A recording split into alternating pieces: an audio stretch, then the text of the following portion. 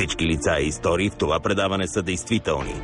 Всеки заподозрян е невинен до доказване на противното. Всяка пета жена в Европа е обект на домашен тормоз. Според статистиката в България през 2010 година 26 497 са жените подложени на домашно насилие. В това число 27 са били жертви на умишлено убийство, 173 на изнасилвания и 61 на отвличания.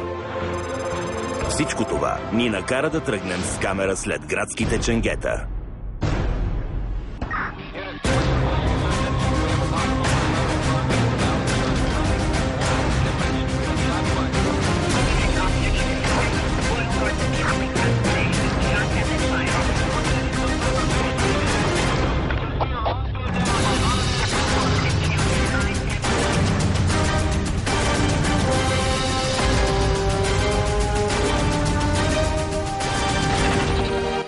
Епизод на градски ченгета ще видите. Полицаите от 7 районно се отзовават на сигнал от съседи за силен шум в кооперация.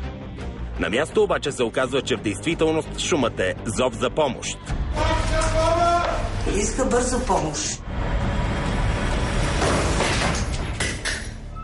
Столичния квартал Надежда градските ченгета получават сигнал за буйстващо лице, което чупи стъклата на автомобилите. Добре, че документите, ако обичате. Ятите ръцете, само да ви погледна, че сте окървавен доста. Защото паднах и затова се подпре. Както и син пребива системно майка си. Вика, крещи, бъска, чупи, бие. Аз съм майка, нито съм жена, нито нищо, за да прави тия щуротеи с мене. Това е тяхното призвание – да бъдат градски ченгета.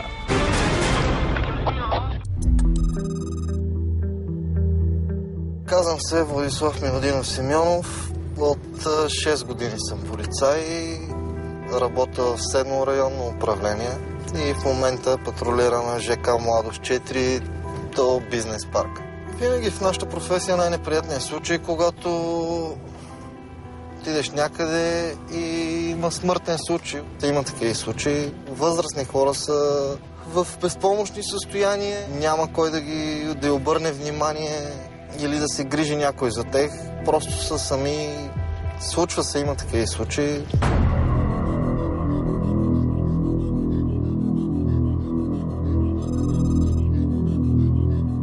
Току-що дежурен ни подаде сигнал, че в Младост 3 има нарушаване на нощна тишина и се насочваме на адреса.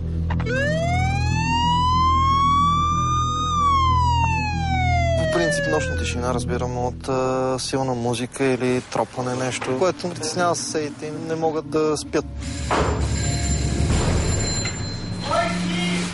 Добър вечер, господин, от полицията сме.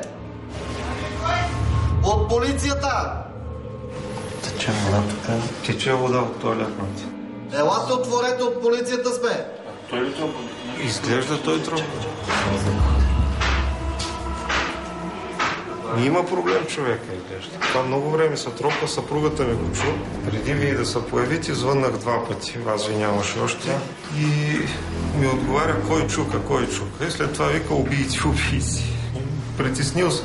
При пристигане на място установихме, че на адреса просто се чува тропане с твърд предмет. Това за пръв път така се чува, но се случва.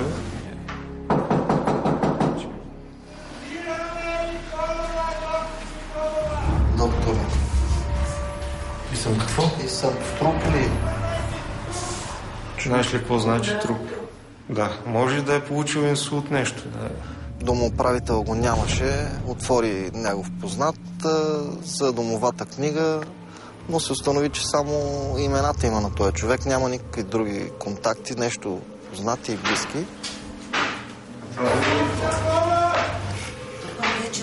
Иска бърза помощ. От балкон някъде тук? Не може.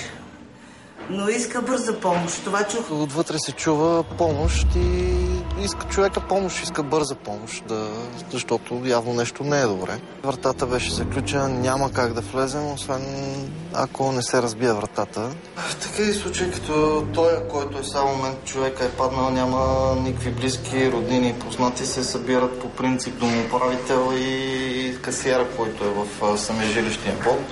Ако няма, както в момента няма домоуправител и касиер, се събират 4 човека, с които се удостоверява, че ще се разбие вратата.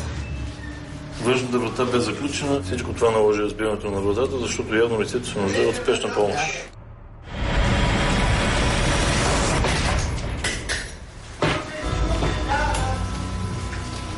Добре, вратата му стана лошо. Къде си, бе, човек? Аз съм чудо, тя ме Никола придобина с синдром и аз не мога да шалам Добре, викали сте бърза помощ. Гледай какво става, веќе Добре. ми почернела и други. Добре, И добре, мъжото ми е също. добре. Стой така, спокойно. Спокойно, нищо не прави. Добре. Ние разбихме вратата, влезахме, човек лежи в хола, лежи и не мога мърда. Кръка му 5 дена от неделя, аз на 20 не съм. не може да се движи, тук не се движи от Тук съм не е, че не иска да отвори, а не може да се придвижи. Това са 5 дена вече. И я Отвори там. донесете ми малко водичка, че съм Чакай се, че инженер за водичка. Изпътнете, там има. И дайте да пия. Абе, преди ме някой чукам, викам, никой веднага ще е тук кувши с зверове. Разбихме вратата. Вътре установихме възрастен човек, който седеше на земята и беше в безпомощно състояние, но е адекватен. 5 дена, викаш, стоиш така на земята. Да, 5 дена седим така. Ей, добре, чукаше ли или не? Па чукам, викам, обаче. Никой няма как да ти помогне. Няма кой да отвори. Дойде един начин, звяр. Я викам, отвори, он каже си името. Той името не си каза. Кой? Некой си се. Не, комшиите са обадили. Комшиите са обадили, аз ти викнах отвън, че полиция сме. Благодаря ви. Да сте живи и здрави. И ще черпим и ако се спасим, значи... Жив и здрав и ти. В такъв случай, ако няма кой да го чуе, че е викал за помощ, човека вътре може да си почине, след което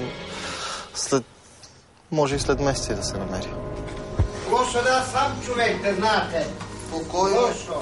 Лошо е. Роднини нямаш ли?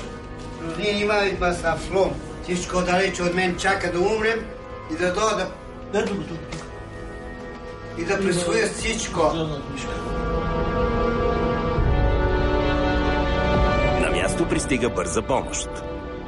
Лекарят ще установи на какво се дължи парализата на човека и има ли нужда от отвеждане в болнично заведение. Окей, сега какво ти в момента? В момента първо това е от синдрома. И десният тест си е оттекал от спиме в оте. Дойде бърза помощ и го вдигна за окръжна болница. В нас е това, което е. И по принцип трябва да обезопасим след това самия апартамент. Значи апартаментът отдолу от другата брава може да се заключи. Заключихме и дадохме на собственика ключовете.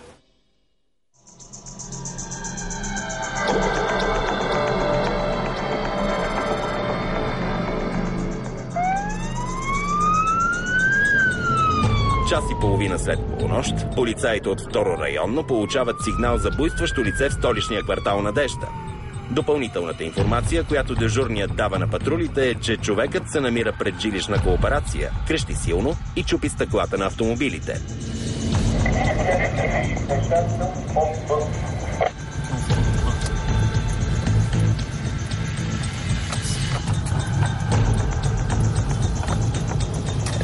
Ето, срещу нас.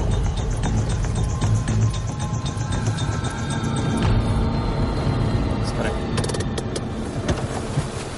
Добре, че документите, ако обичате патрулно второ съм близо на САЩ.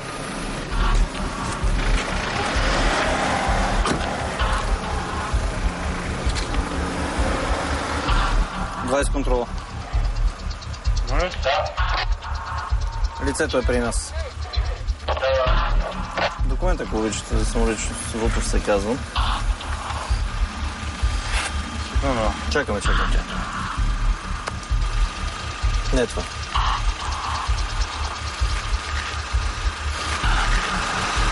Това не.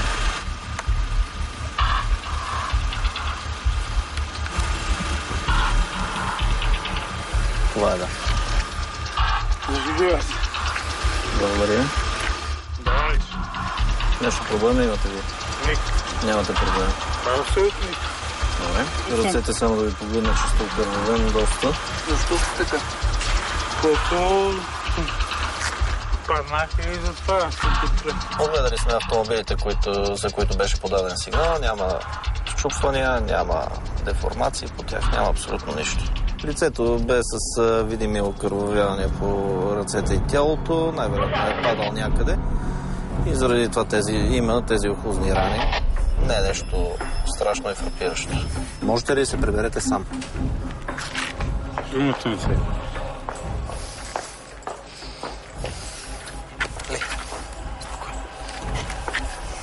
Човек, не.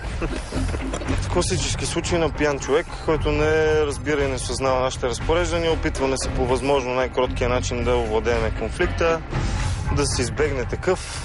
Ако може човека да се прибере тихо, кротко и спокойно вкъщи, чрез разговор с него, по възможно най-тихия начин. Ако това не успеем да го направим, задържаме човека и преценяваме дали да го изпратим в отрезвител или ако е направил някакви действия, с които да е нарушил закона за хулиганска проява, да го задържиме или за каквото друго е направил.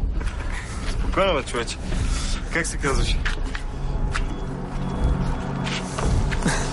Седи мирен малко, чули. Стой малко. Не да пустваш. Чакай да приключим. Още малко остана и се прибираш вкъщи. Съгласен ли си? Няма проблем. Само това ви питам. Дали можете да се приберете само вкъщи? Така ще ме сериозно, просто пресяхте го на закон. Питам те дали можеш да се прибереш само вкъщи. Пресяхте го това и използваш. Ако можеш казваш, ще веднага сам. Директно към двамата. Стой малко по-далече, така от мен, ако обичаш, момче. Камерата не играят. Добре, стой, казах малко по-далече от мен. Така, слушайте ме сега. Заповядай, това ти е личната карта. Свободен си да се придвижиш до вас. Леко и спокойно. 457 блок, само не се мотел около автомобилите, да не падаш пак, защото гледам, че цели. Аз не падам. Свободен си. Довиждане. Това така. Довиждане. И ще да не направи така, че да не е така. Няма лошо. Това е твой избор. Може да бъде... Приберете си документа за самоличност. Това е вашия документ. Приберете си го във вас. Господине, довиждане. моето горе.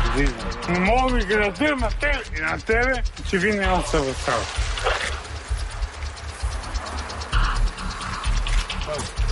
Мисля, че ще ходи за отрезвител. Можеш ли да се прибереш вкъщи? Разбира се. Да, свободен си, мога да тръгваш. Свободен си. Внимай се с автомобилите само по пътя, ами така. Довиждане. Леко е. Всичко добро. Буйстващият мъж живее в съседния блок. За да не се стига до по-крайни мерки за сигурност, полицаите изпратиха пияният човек до дома му. Така градските ченгета са сигурни, че мъжът няма да продължи да притеснява живущите с викове и крясъци, както и че няма да си причини допълнителни наранявания по тялото. След рекламите, в градски ченгета ще видите: син пребива системно майка си. Вика, крещи, бъса, чупи, бие. Аз съм майка, нито съм жена, нито нищо, за да прави тия чутолите с мене. Това е тяхното призвание – да бъдат градски ченгета. Рекламите в градски ченгета видяхте. Полицаите от 7 районно се отзовават на сигнал от съседи за силен шум в кооперация. На място обаче се оказва, че в действителност шумът е зов за помощ.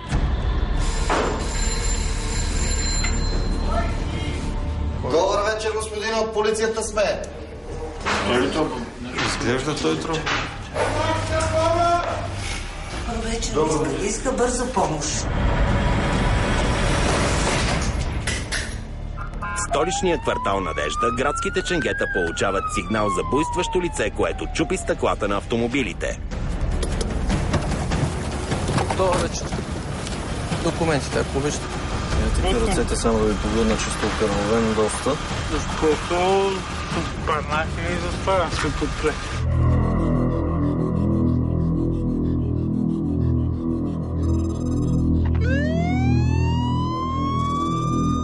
Насочваме се към квартал Красна поляна, където имаме сигнал за домашно насилие. Син пребива системно майка си и се обадила в районното управление да иска нашето съдействие.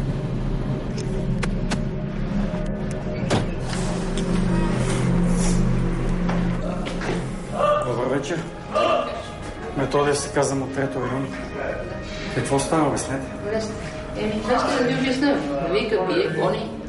На място пристигайки установихме потърпещото лице, която заяви, че е бита от сина си и до нашето пристигане тя беше на стълбите и не можеше да влезе в апартамента.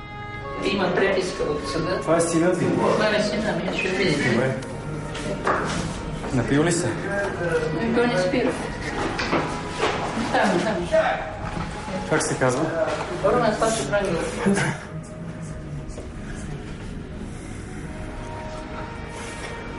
Аз си една майка, бе.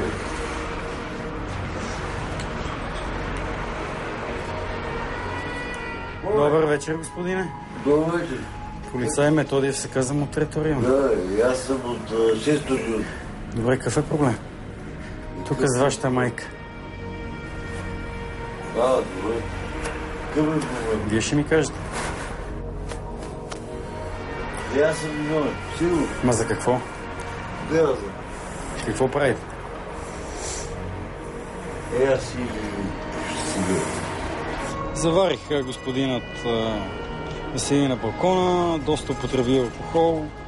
Питах го защо се саморазправя с майка си. Доста беше пиян и не можа да даде смислен отговор. Но не му е за пръв път. Но викате ли, карате ли се, биете ли се? Не.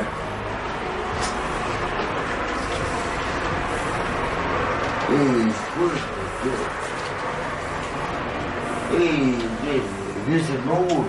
Да. Обяснете дека, за какво сме тук? Аз вас чудя. Кажете сега, защо се карате с майка си? Аз се карам. Да, тя се обадила жената, че е тук. Аз съм бил, сигурно. А биете ли? Не. При живота си. Да, с пияните е много рисковано, защото не му пука и скачат на бой, някои по-пияни падат на асфалта, чупат си главите и опасно с тях. Гледаме да запазим и нас, и тях. Какво ви прави, госпожа?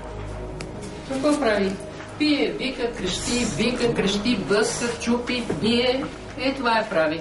Беше в съда, ето, понеделника, за домашно насилие пребиме и обеща помирително дело. И това е помирителното дело, което... А мина ли делото? Мина дело помирително. Той не спира. Не е добре с съкъла си, със здравето. Говори цинични приказки. Изгонваме, изкарваме на стълбите. Стоях на стълбите до сега. И жената беше доста оплашена. Оплака се, че постоянно тормози сина ти. Посягала да я души, да я бие, вика. Не тормози само нея, тормози всички живущи в блока.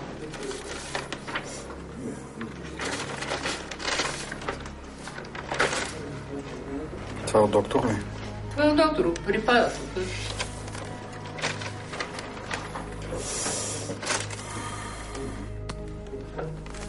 То няма мерка, няма спирка. Аз съм майка, нито съм жена, нито нищо, за да прави тия щуротия с мене. Това са 5 години. Мислих, че нещо ще се подобри. Вие също сте идвали от трето район 3-4 пъти. А тази вечер какво се случи? Тази вечер се прибра на обяд пиян. Днеска се прибра, вика. Извърши ли домашно насилие спрямо вас? Удръше ли ви? Беше ли?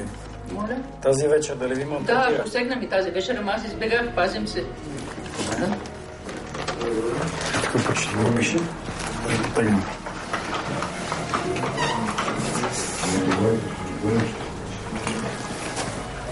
Пробвам в регното.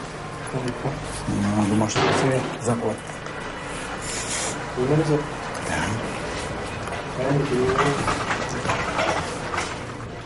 Айде долу да слезем да поговорим на чист въздух. Това да взимам своя? Да. Не само запиши номера, ще го върнем.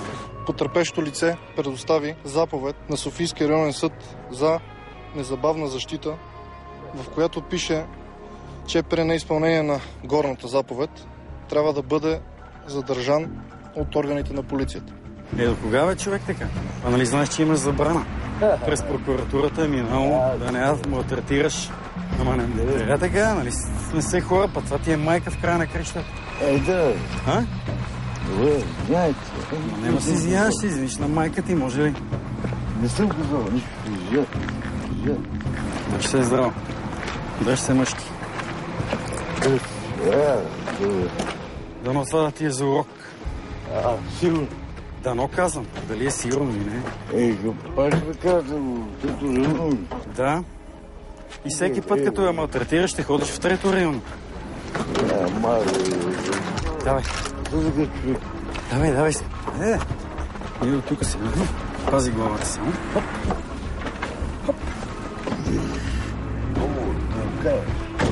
Не си полегвай. Не си полегвай. Пази краката.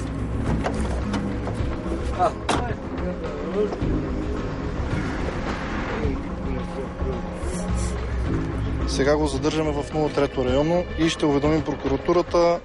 Ще съдействаме и за домашно насилие. Отново. Най-важното е да не се притесняват малтретираните. Дали са жени, дали са деца, дали са мъже. Въпросът е да се обаждат в полицията. Да не си мълчат, защото няма да се оправят нещата. Аз съм бил свидетел на много такива случаи, които се влачат с години и не се ли вземат мерки. Ако ги е страх да се обадат, няма да се променят нещата. Ще продължават постоянно.